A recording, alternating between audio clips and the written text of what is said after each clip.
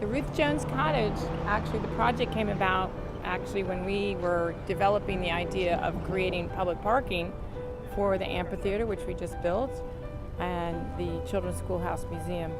And this little house was on the property, and we went in to inspect it, and we realized what a gem we had. We owned the property and got to know Mrs. Jones and got inside the house quite a bit. We thought, you know, this is worth something. Once we saw the fireplace and the condition of the interior of the house, we felt like this had some legs to it. It had the opportunity to make it something different than it was. My North Star with designing it was kind of unspoiled Florida, my grandmother's house.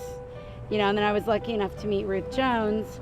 When I was in there, we were sanding the floors or painting the walls or doing something, and this precious, precious woman comes up, and she's in green Crocs and a pink rose jacket.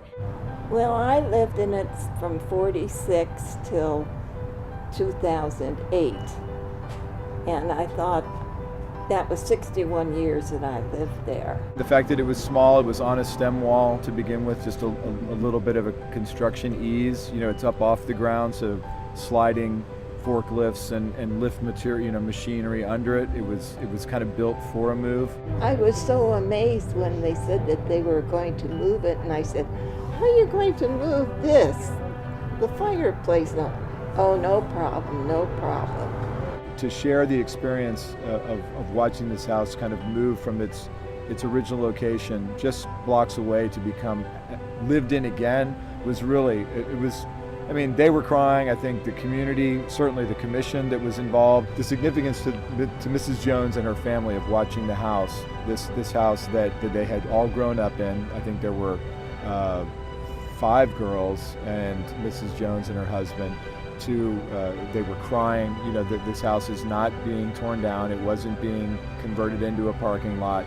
It was actually being saved and then to be restored, to find pieces of wood in an interior of a house that were taken out and reused inside the restaurant, down to, I think there was about 4 or 5 pieces of wood that just couldn't be used. There was not, we used them for the doors, we used them for the ceiling.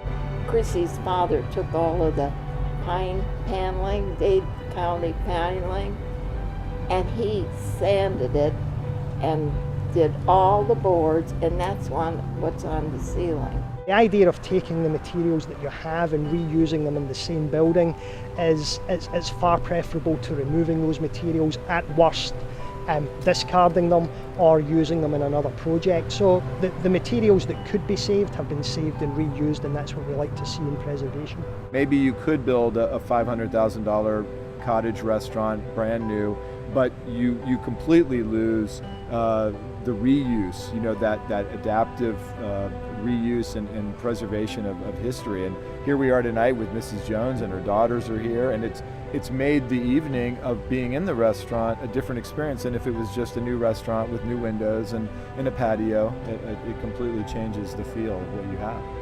Now this was the front yard. And of course this wasn't on it. And there was a window there, and the living room extended from that corner to that corner. Really just, I think it's a great example of reuse.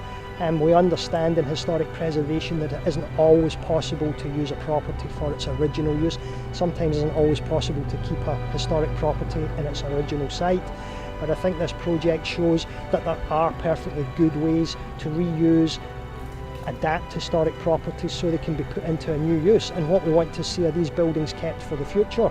So by putting them into a profitable and viable use, we have ensured that this building will be there for future generations. I raised the 5 of them, and they're all grown up now. And I love my little house. You can make a new building look old, but you can't replace the life that was in it.